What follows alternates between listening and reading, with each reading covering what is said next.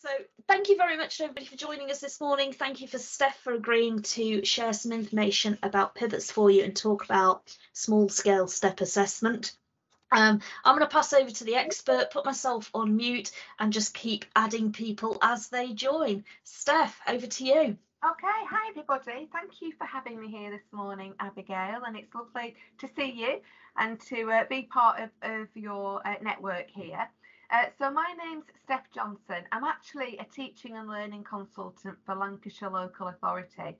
So my day-to-day work is being out in schools, doing providing professional development for teachers. I even get into class. I was doing a coaching lesson yesterday in a year 3 class. So I keep my hand in. And one of the hats I wear is the PIVATS trainer. So it's a small part of what I do, but it's a really important part of what I do. And I'm really happy to be here this morning to share this with you.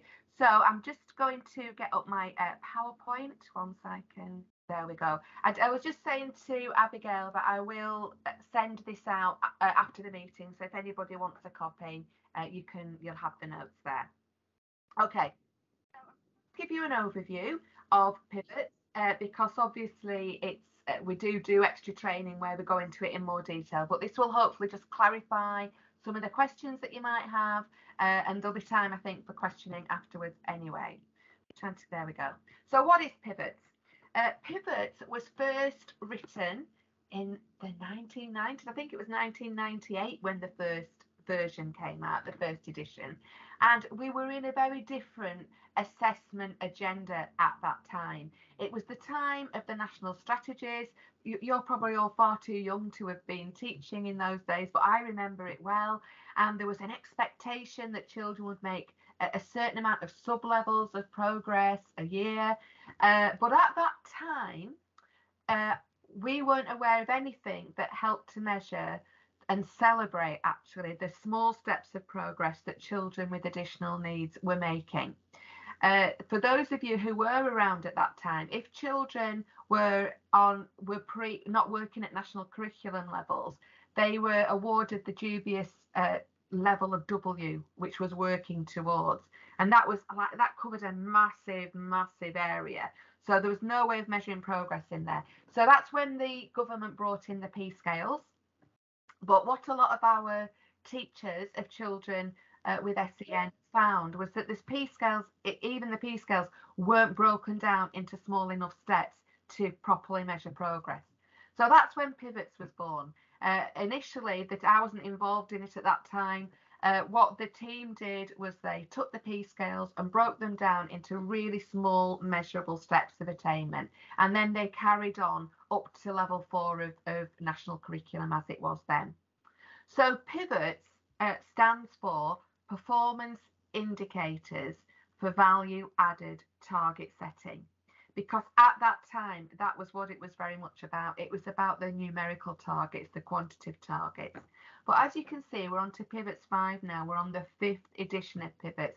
So it has evolved over time. And today, when we rewrote it, when the curriculum changed in 2014, we decided actually it's not about scores on the doors. It's about using assessment to inform children's learning so that we can plan really appropriate provision for them and learning targets. So it became much more about performance indicators for valued assessment and targeted learning. But we couldn't change the name because it's a trade name. But PIVATS is pivotal to this. Yeah, so that's my little joke there. Okay, so it is a resource to support assessment of children with additional needs. So what we say on any training is it's like any resource. Once you're familiar with it, if you decide it's something that would be useful in your schools, then it's up to you how you actually use it. We will give guidelines on that and how it was written to be used, but obviously like any resource, it's up to you how you would adapt it. So we've taken assessment criteria and broken them down into small measurable steps. And most of the criteria are worded with pupil can, because it's about celebrating what children can do. And that's a really important part of the ethos of PIVATS. But what they are particularly useful for, I think, as well as the assessment, is informing that target setting, the learning targets for individual learning programs, IEPs, learning passports, whatever you call them in your setting. Now, sometimes the criteria can just be lifted and turned into a learning target, but on the training, one of the things we really encourage colleagues to do is look at the assessment and think, well, what does this tell you about this child as a learner? And sometimes it's about developing your own target from that overall picture that becomes like a pebble in a pool, if I can use that analogy. So, you know, if you drop a pebble in a pool, ripples go out. And sometimes it's about setting a target that's actually going to ripple out and hit a few of the criteria. But that's something we discuss on training. You will find sometimes when you look at a PIVATS page, it's a bit overwhelming, especially the maths ones. And that's because at the time it was written, the curriculum had changed quite significantly, especially in maths. So we put in a lot of examples to support subject knowledge. So sometimes you'll look at a PIVATS page and think, wow, there's a lot of criteria on here. But when you break it down, actually some of that is examples. So it's not quite as daunting as it might look. Really useful for supporting the graduated approach. So hopefully you will see that as I go through and give you a bit more detail about it. So who are PIVATS for? They are aimed to be used with children who are working well below national expectations for their age due to aspects and attributes of SEND. So there's no golden rule with it. I tend to be looking at if a child's working 18 months to 2 years or more below age related, you might be looking at PIVATS for those children. Or if they're on your SEN register, whatever it might be, once you know the resource, you will decide who it's appropriate for. We do say we wouldn't normally put children on PIVATS until end of autumn term year 1, beginning of spring term year 1. And the rationale for that is it gives time for children to transition from EYFS into national curriculum. However, and I had a query about this just yesterday, in fact, some schools may choose to put children on PIVATS earlier if they've got complex needs and it's clear that they're going to be moving forward with PIVATS as an assessment as they move through their primary years. So often the example that schools give me is if a child has Down syndrome, they might be put on PIVATS in reception and run alongside development matters or whatever you're using. You may use PIVATS or a strand of PIVATS if the child's had a significant period of absence. And of course, considering where we are with post-pandemic, although we would say you wouldn't normally use it with children who are underachieving, if the child has fallen behind really significantly because they didn't engage with remote learning and so on, you might think, you know what, let's just put them on PIVATS or on a particular strand of PIVATS just for time so we can really monitor progress. One of the confusions I do want to clear up though is it is not designed for children who have English as an additional language unless they also have an aspect of SEND. In Lancashire, many of our schools use the NASSEA framework for assessing children who have English as an additional language. So that assesses competencies. I'm sure many of you will be familiar with it. You'll probably have your own resources that you use, and it gives ideas for next steps as well. So PIVATS is not for children with EAL unless they also have an attribute of SEND. So what do they assess? They assess reading, writing and maths, speaking and listening, and then there's a separate PSED resource which I'll tell you about later on. Now, just recently we have written some PIVATS for science in terms of sort of the skills side of science. So that's a new addition to our PIVATS suite that is available now as well. So the idea is that anybody really that is working with a child is aware of PIVATS and aware of the criteria within it. But I do want to stress it is an assessment tool. It's not a curriculum. It's not a scheme of work. So if you just followed PIVATS for a child, it would be narrowing their curriculum too much. And when we look at research into learning, when we look at what Ofsted are looking for in terms of assessment and children with SEND, they want the best possible outcomes for them, and they're looking at curricula that are designed and adapted to meet their needs but not narrowed. So it's really important that it isn't followed as a scheme, but that it informs planning, and that's what good assessment does. So who actually does the assessments? So we recommend that SENCOs have a clear overview of which children are on PIVATS, and obviously as SENCOs you would be responsible for making sure your colleagues are confident in undertaking the assessments. But really it's the responsibility of the class teachers to lead on those assessments and to set the targets from them, because you've got to know your children, haven't you, to be able to provide for them in your day-to-day teaching.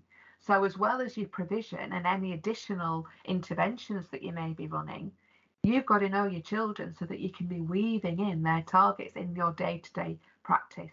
So we feel very strongly about this, but obviously once it's in your school, it's up to you. We're not going to direct it. It is a resource. So we measure progress in milestones. It won't surprise you, it took us ages to decide what to call it once the levels went from national curriculum. But we decided on milestones because life and learning is a journey. So when we reach a certain milestone, we can celebrate that we're moving along that journey. Another reason for the terminology milestones is because if you've got a child in year 6 who's on PIVATS, it's much more positive to be able to say, oh, Abigail, well done, you're on milestone 2 now, that is a real achievement, rather than saying, well done, Abby, you're year 6, but you are working at the equivalent of year 2. So it's much more positive terminology, we feel. Now, because there's a lot of content within some of the milestones, some of them are broken down into progressive stages. Stage 1, stage 2, stage 3. So stage 1 is they're just into that milestone. Stage 2, they're well on the way. Stage 3, they've nearly completed it, ready to go on to the next milestone. But those stages, they don't equate to autumn, spring, summer. They don't equate to entering, developing, secure, or however you track children against age-related expectations. They are purely a way, again, of breaking down steps into smaller steps so that we can see that progression. So PIVATS was initially written when there were P scales, and a question that we are often asked is PIVATS still relevant now that P scales have gone? So what we say is yes, PIVATS P scale milestones are still relevant for in-school assessment. They still mark those small steps of progress. So we have kept the PIVATS P scale milestones for now. And so we have P scale milestones P1 to 8, and of course those P scale milestones 1 to 3 are very, very early developmental level. So there's no subject specific criteria within those. So if you were to look at P scale milestone 2 in reading, writing and maths, the criteria are more or less the same. In fact, they'll be identical in some instances because it's early developmental level. So in PIVATS, it tends to be used mainly in mainstream schools. So it's unlikely that there are many children in mainstream schools functioning at these early P scale milestones, unless some schools I work with have specialist units that are attached to the school, or occasionally there will be children in early years that may be at this level. But in the majority of schools that I work with that use PIVATS, there won't be many children, but there may be some. So the subject specific criteria start they start at PIVATS Milestone P4. The bridge is roughly equivalent to early learning goals, and we've put the bridge in because when the curriculum changed, there was a big hike from the old P scale 8 into year 1, especially for maths. So we have put a bridge in to well, it does what it says on the tin. It does that bridge, and it's roughly equivalent to early learning goals. And then we get into the milestones 1 to 4, which are roughly equivalent to that year group. So that really helps colleagues orientate the levels of development that children are at. So if they've got a child that's working on milestone 2, then we know that they are roughly equivalent to a child at year 2 level, which can be really helpful, I think, and I can say this as somebody that was a Key Stage 2 teacher for many years. This can be really helpful for colleagues in Key Stage 2 who may not have taught in Key Stage 1 or have early years experience. Because in my day-to-day practice as a generic teaching and learning consultant, one of the things I'm often working on with teachers is how to adapt learning to make it appropriate for children who are functioning at a much lower developmental level than the majority of the class. Because too often the learning I see is a TA reading out the work that everybody else is doing, and then the children are expected to do it, and it's not appropriate. So this is all part of helping our colleagues in schools orientate for themselves, because teachers are busy, they're having to juggle lots of different plates, they just might not have that experience. So anything we can do to guide them on provision for children, it can only be a good thing, can't it? And also the other way this is helpful is if you've got a child that suddenly takes off, which some of them do, and it's great when that happens, and they might not need to be on PIVATS anymore. Say they are in year 3 and they've suddenly romped through milestone 1 and 2. You can then think, right, well, they've finished milestone 2. We know that that is roughly equivalent to year 2, but because it's not the full year 2 curriculum, and I'll talk about that in a minute, you can then take them off and reassess them against your own tracker for year 2s within your school. It just helps you orientate where they're up to. Another question I'm often asked is about the engagement model. So one thing I just want to mention there is that the guidance in the engagement model says very clearly it is not there to necessarily replace the school's existing plans and assessments and so on, but to add value to them, and should be used in conjunction with schools' existing models. I think the main thing to remember about the engagement model is it's about more lateral assessment. So it's these 5 areas of engagement, which I'm sure you're aware of. PIVATS does tend to be linear. So that's just something to be aware of, is the engagement model has a more lateral approach, and the PIVATS P scale milestones do tend to be linear. So you would need to be doing something else in addition to the P scale milestones if you have children on the engagement model. However, as I've said, those P scale milestones are still really relevant for in-school assessment. However, if you've got children in year 2 or year 6 who are pre-Key Stage standard, at the end of year 2 or year 6, again, they will need assessing against the pre-Key Stage standards, because those are very specific criteria. It's not a best fit model. So we have brought out a guidance document that tells you which PIVATS milestones correspond with the standards, so that if you've got a child that's on PIVATS, you can sort of look at the PIVATS milestone and think, oh, it's likely they're going to be working at, for example, standard 3. So let's now look at the standard 3 assessment criteria, and just if they're end of year 2 or year 6, reassess them against those. But if you've been doing pivots, you'll know really quickly whether they've got those criteria. It's not an exact match. Right, I'm just going to give you 30 seconds to process because I'm tight on time. I'm trying to get through this quickly, but I'm aware I'm giving you a lot of information. I'll just give you a moment to have a break from my voice. So, in terms of measuring small steps of progress, where did pivots come from? So obviously we started with the national curriculum.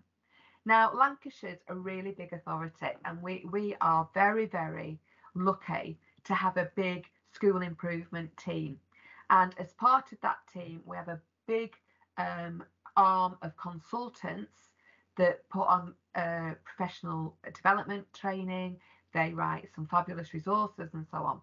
So what our English and Maths team did when the curriculum changed was they developed an assessment tool called CLIPS, Key Learning Indicators. So we took the Lancashire CLIPS to think, right, which key criteria do we need from reading, writing and maths to inform our PIVATS milestones?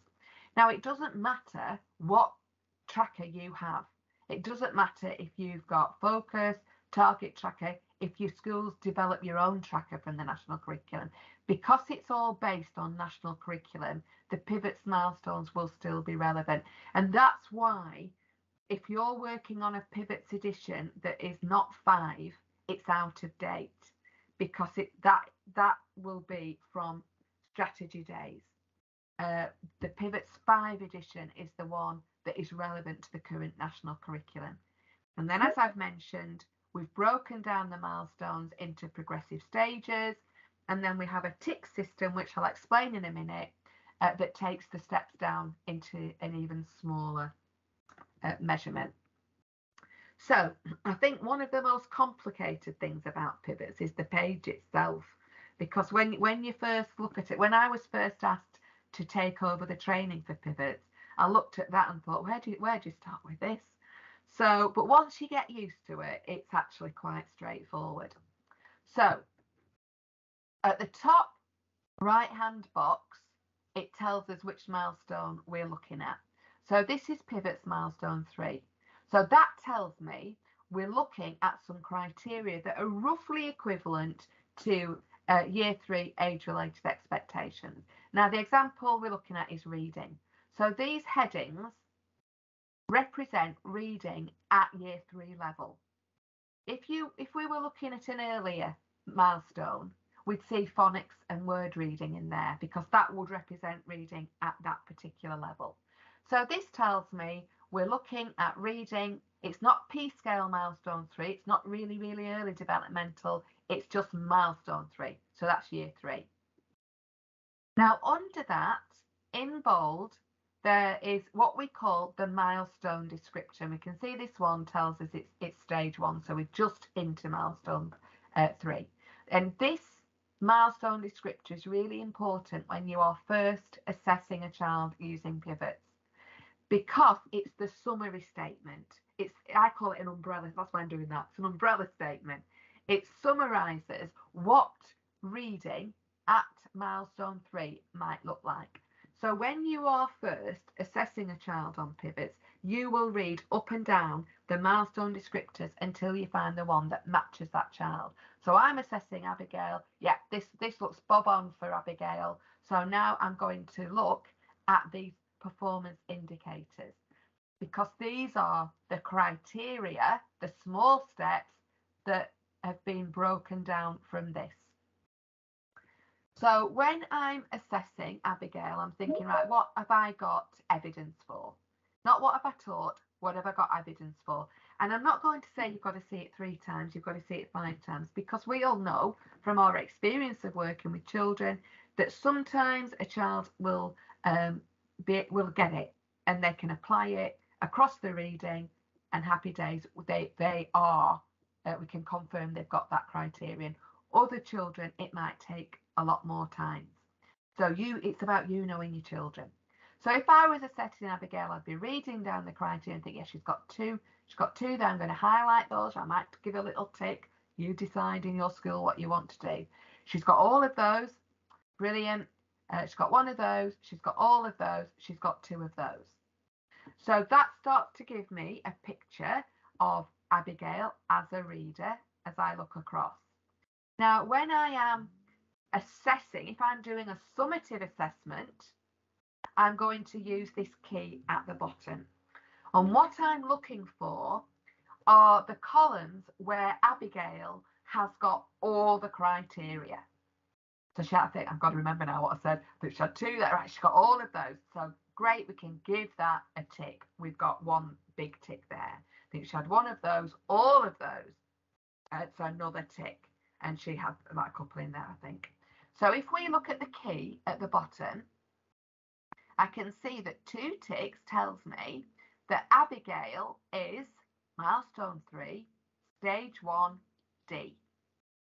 And then I'm going to have a look at the criteria which aren't highlighted and think, right, what does that tell me about Abigail as a reader? What is going to be a really, what I call a high value target for Abigail to move her on? Now, I'm not just necessarily going to look for the one thing that's going to give me a complete column, because as I said before, there might be something else that's more high value that's going to help Abigail become a more confident, fluent reader. So that's what I'm going to be looking for, because I need to think, right, what's going to move Abigail on? And it might be that I merge a couple, because it becomes that pebble that's dropped in a pool that I used earlier on and ripples out. And actually, if she gets that, that's going to help her with the others. So it might be that next time when I do my summative assessment, she's actually gone up to 4 ticks, which tells me she's milestone 3, stage 1B. Shows progress. Now, the question I'm always asked is, what is a good level of progress? How many steps is considered good progress?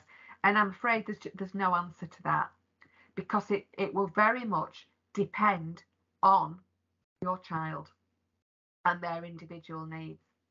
Because we know, don't we, that children, we might have children that are neurodiverse that have been given the same label of perhaps being on the autistic spectrum, but can have completely different needs at the same age. So we don't have a measure that tells you what is good progress. You've got to decide that from your knowledge of the child, and if PIVATS is for you, from as you get to know PIVATS, what is going to be a good step of progress for them. We do have an online tracker that will suggest targets, because what that will do is look at all the data within the tracker, look at what is typical data, and will suggest targets from children that have got like needs. But it's very hypothetical, that, isn't it? It's not individualized. And what we're finding is, in days gone by, that tracker was really highly populated because there was nothing else around. But these days, a lot of schools have their own trackers, they devise their own IT.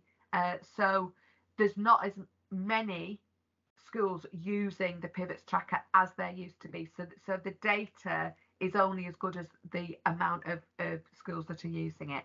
But if that's something you're interested in, my colleague Phil Gittins would be able to explain that more to you. It does generate all sorts of reports. There's lots of usefulness to it if you haven't got anything like that. But that's a conversation for another day. So this slide just highlights that how the ticks work. The indicators, they don't have to be achieved in any particular order. It's just about, to get a tick, the children have to have all the criteria in that column, which inevitably leads to the question, what if there's a criterion a child will never achieve? So if there is a very good reason a child will not achieve a criterion, you don't want to hold them back if they've got everything else. We want to move them on, of course. But what I would say is that really needs to be with the agreement of the SENCO. Because as I've mentioned before, we will be working with colleagues who've got a range of experience and a range of practice in their classrooms. And if you're working with a colleague perhaps that's new to the profession, or a colleague that has never taught in early years, they might come across a criteria and think, well, I've tried everything, they're just not going to get it.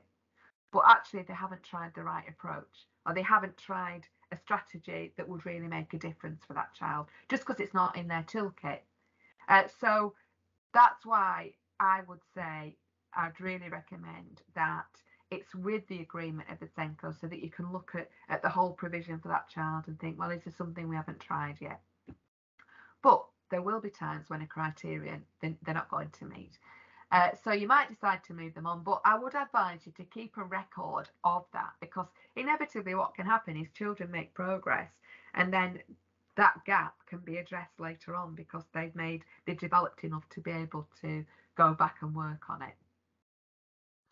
So just to give you an example of a PIVATS page that's been highlighted, this is P7, so this is roughly equivalent to children that would be working in reception if it was age related. So, and you can see the headings there are different. We've got phonological awareness and decoding. So the headings relate to reading or writing or whatever it might be at that level. So if we've got these columns highlighted, then we can see for a summative assessment, 3 ticks, they're at P7C. And then we can have a look at, oh, right, well, what do they still need to work on? What might be a really good target? And we've got pupil asking simple questions, pupil knowing that information can be retrieved from, oh, hang on a minute, those two could go together really well. We could merge that to make a target. And what we need is for every adult working with that child to be modelling, oh, I wonder what this means. I wonder why an elephant's got a long trunk. I wonder what's going to happen next. So that they're modelling that questioning, which we as efficient readers do, often subconsciously. Then encouraging the children to ask those questions. Then encouraging them to find the answers. And this is what I was saying before about everybody who's involved with working with that child, and I would say parents and carers, needs to know what the targets are so that we can all be working on it together. So in terms of pre-key stage standards, this is the document or a page from it, just to give you an overview. We can see the standards are down the left-hand side. The subject is across the top, and we can see that that child was working for reading milestone P7. So if they were end of year 2 or end of year 6, the chances are they're probably at standard 2. But I would just want to do an assessment against these criteria. The red criteria are from the standards to check that they've got them all. If they haven't, I'm going to have to go to standard 1. If they've got them all, I can then assess against standard 3. Okay, here's one for writing. So you can see we've got the headings that reflect the writing. I've highlighted that in yellow because the child sometimes uses it, but I need to check that. I need to check whether they're using it really regularly or whether we need to work on that. But we can see here the issue is the handwriting that's holding them back. Now, I put that in my training because I think handwriting is a massive issue in many of the schools I'm working in, especially since the pandemic. It's hot, and often when you talk to children about why they don't want to write, it's because of the handwriting, and it hurts the hands, and it's not fluent. But again, that's another conversation. Maths is a bit different. So because maths is such a huge area, it wasn't possible to put a stage per page.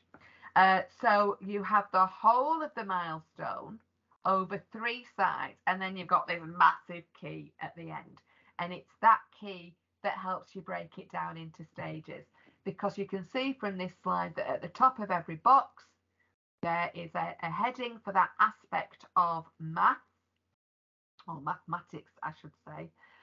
So you can highlight the criteria the children have got. As I say, look, example, example, example, example, example. So there's a lot of examples in there to support with the assessments. So say out of 15, the child had 4 boxes, because remember this goes over 3 pages. So they've got 4 boxes. I can look at the key. Oh, I've got 4 ticks. That makes that child milestone 1, stage 1B. So it's the key that will break it into stages. This is what's covered in speaking and listening. We've got the speaking strand that covers these headings, and the listening. And it's fine for now, is that? But just to let you know that in development, we're currently rewriting it. Hopefully it will be ready for the autumn term, and it's much more developmentally based. So it's going to become listening and understanding, talking and communication. We've had a speech and language therapist working on this. It's going to be much more developmentally based, and there's going to be a toolkit behind it with practical suggestions of what teachers can be doing for interventions, or just general good practice, let's be honest, for these children with speech, language and communication needs. Right, so that's the PIVATS 5. I've nearly finished.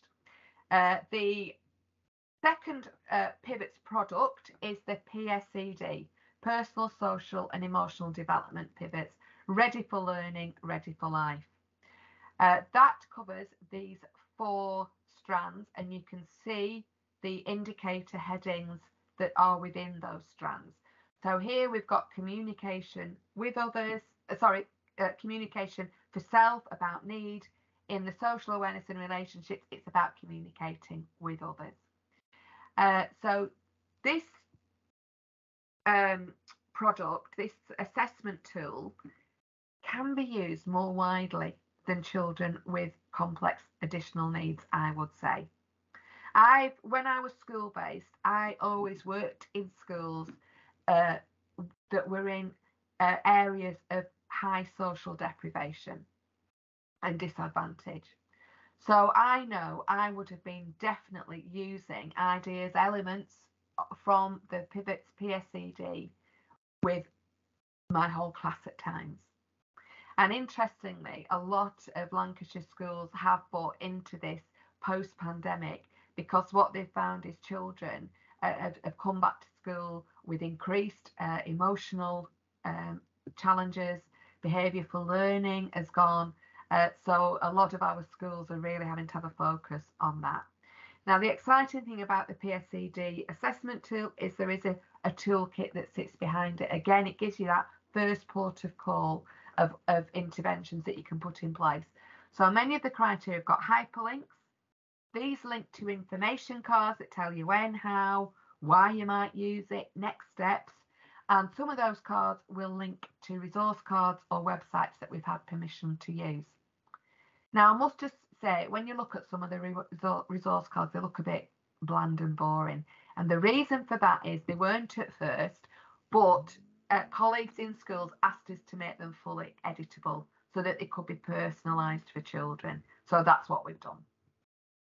So just to give you a quick taster of that, some of the criteria will have hyperlinks. When you click on those, it takes you through to the information card, which tells you when to use, why, how, and so on, progression, and then that might take you through to a resource card that's going to support with that. Okay, just going to flick through these really quickly so you get a taste for it.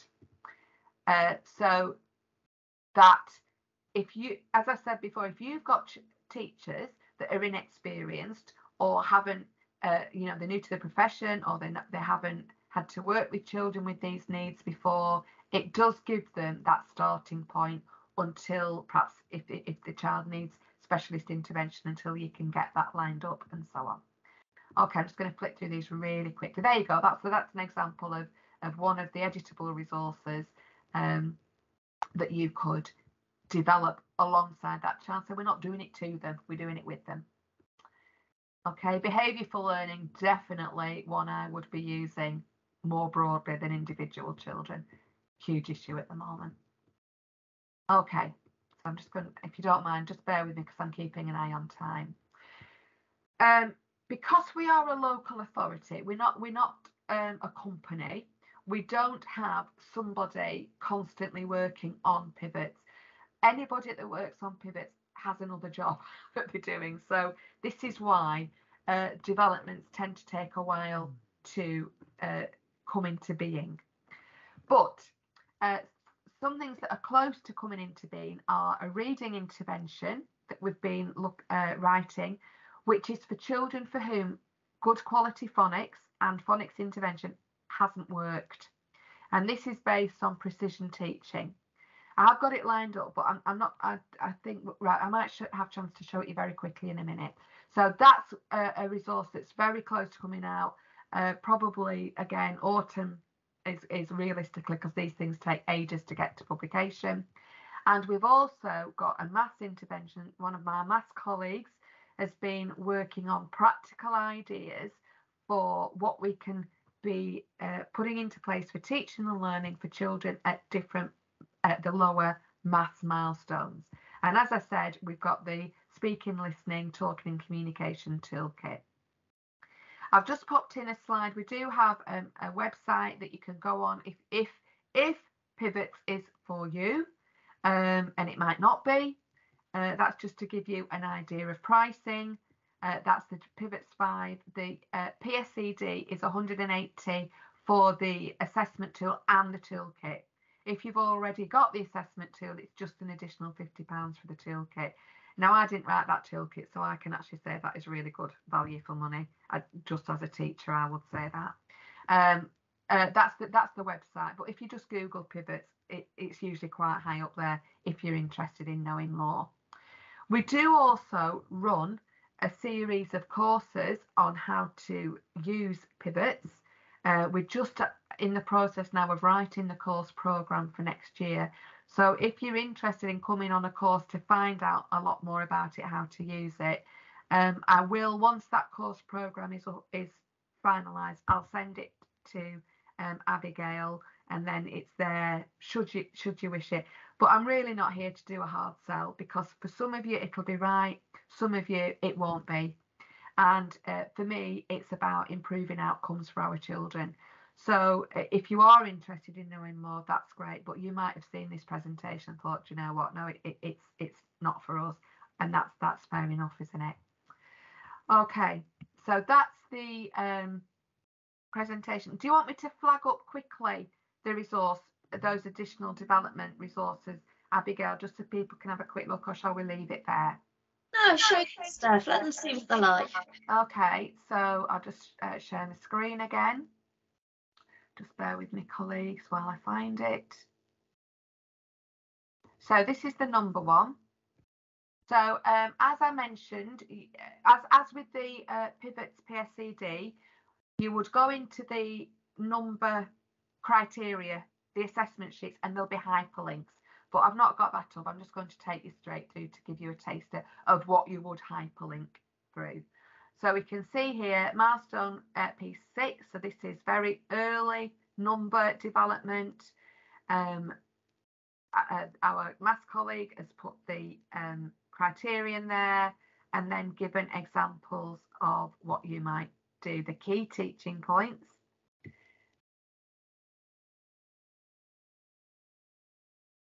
Yeah, so you can just see it's a really practical resource, and I know when I was class-based, I'd have just loved to have some access to something like this, because teachers do the best with what they know. Teachers work really, really hard and do the best with what they know, but we're all on a journey of development, aren't we?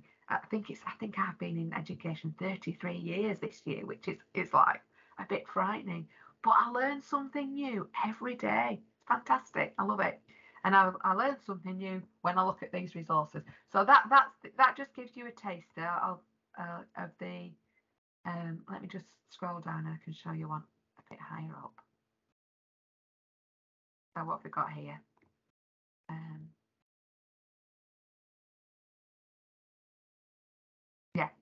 Bridge. So this is roughly equivalent to learning goals.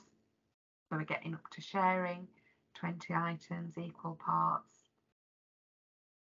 Your example tasks, lots of different representations, practical, because it's all concrete at this level. And I think that's really important. I was in a year one.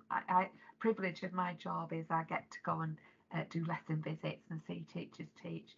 And I was in a year one class yesterday, and it was the teaching of maths was so abstract. I was in to look at behaviour for learning, and there was no surprising that the children were just completely disengaged because the learning was abstract. There was no concrete learning going on. Okay, so that gives you a taster of the maths. I'll probably have to stop the screen share to get up the next one because it doesn't tend to show that. Stop share and come back in again. I'm sure there must be a way of sharing the whole screen. I tend to work on Zoom, so I'm still a little bit of a novice with the Teams. Right, so this is the reading one. So we do obviously stress phonics first. That's the government's very strong message. And of course, those of you that have been inspected or due for inspection know that phonics early reading is a massive focus. So this is really for those children for whom phonics is absolutely not working, and we know it's not working. So it comes in at P5. And so we've got that very, very early recognising, matching pictures to objects and so on, talking through those. And then if I just take it on, this is still a draft form. Then we start when P6, starting to match to significant words that are significant to that child.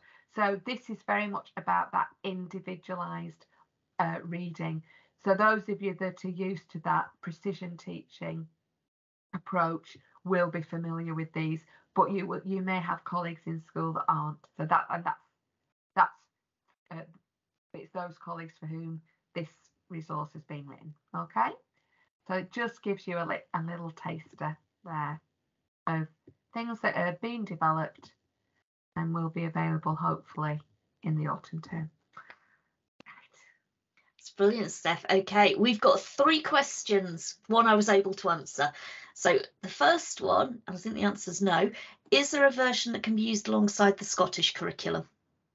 No, no, sorry about that, colleagues. We have a franchise in Wales that uses PIVATS, and they up until now have used the PIVATS 4 version, and they're just transitioning over now to PIVATS 5. So yeah, it's a tricky one, that, because obviously you colleagues in different countries within the UK have their own curricula, but as I said, because we're not a company that's just solely doing PIVATS, we just haven't the capacity. So I'm sorry about that. No. So why do they stop at year 4, and is there any plans to extend further up the year groups? Yeah, that's a really good question. They stopped at year 4 because, again, it was because of capacity. So when the curriculum changed in 2014, we had to very quickly update the PIVATS criteria. So we decided we'd stop at milestone 4 because PIVATS was written for children who were significantly behind, and we thought that really by the time they get to milestone 4, if it's being used with the children whom it's aimed at, those children are going to be year 5, 6. So if they've finished milestone 4, they could probably transition back into the school tracker curriculum. So in terms of whether there's plans to move it on, that's a really good question. It depends on need, really. We've done the science one recently because of so many requests and need for that.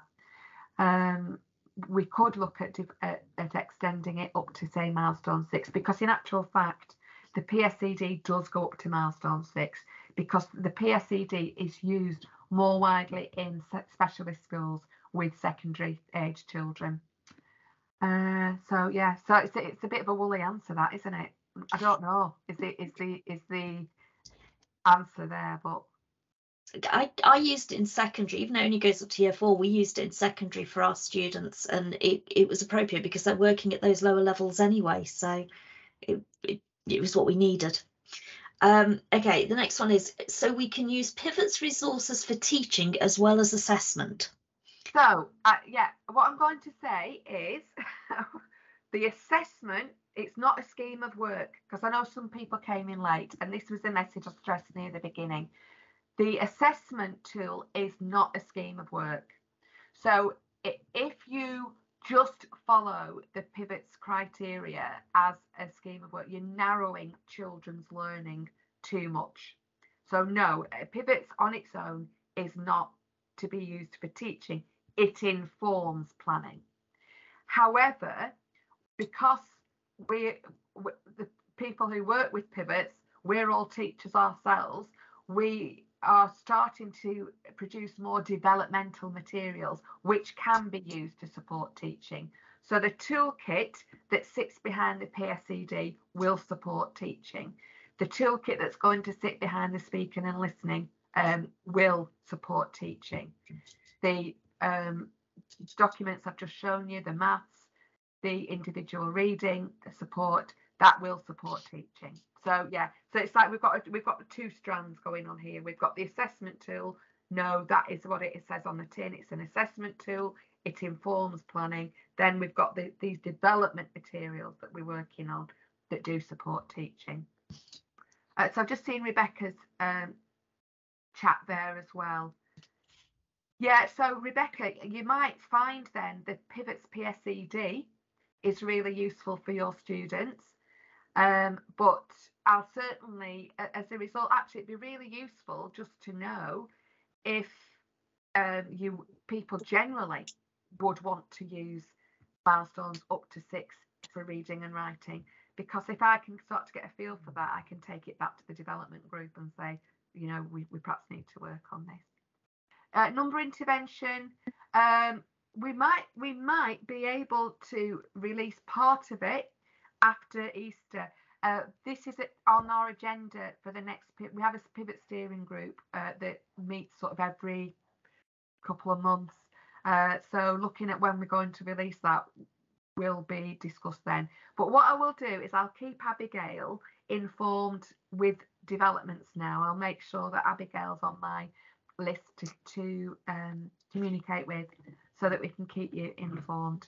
Okay. I'll have the spam emails and then I'll share what's relevant with everybody. Okay. Yeah, because and Abigail, if I forget, I'll nudge you. Don't worry. Just give me a nudge. Yeah. Bless okay. You. Anything else? Yeah. Anything else from anybody? You've got your chance to ask your questions now. You're very welcome, Mrs. Cooper. Glad to hear it was helpful. That's good.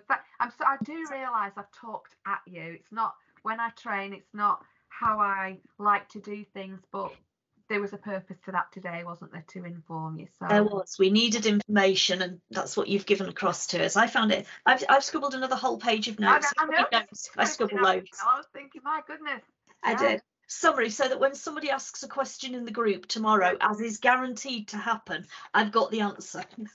Well, Abigail, you can always drop me an email if needs be, and there's pivots. What I will put in are some links to the PIVATS website, because we've got like frequently asked questions. So there's little snippets of PowerPoints to those slides, but a lot of people have found those helpful, because especially if you've come in late, it will address some of those frequently asked questions that we have. So I'll send links to those. Thank you very much. Okay, guys, if you don't have any more questions, we will let you disappear from the group like we usually do. It just makes it easier for us to add the end bit to the recording. If you have got any questions, you've got the chance to type really quickly now. And thank you to everybody for joining us this morning, and a massive thank you to Steph for explaining about pivots and the engagement model. I found that quite interesting.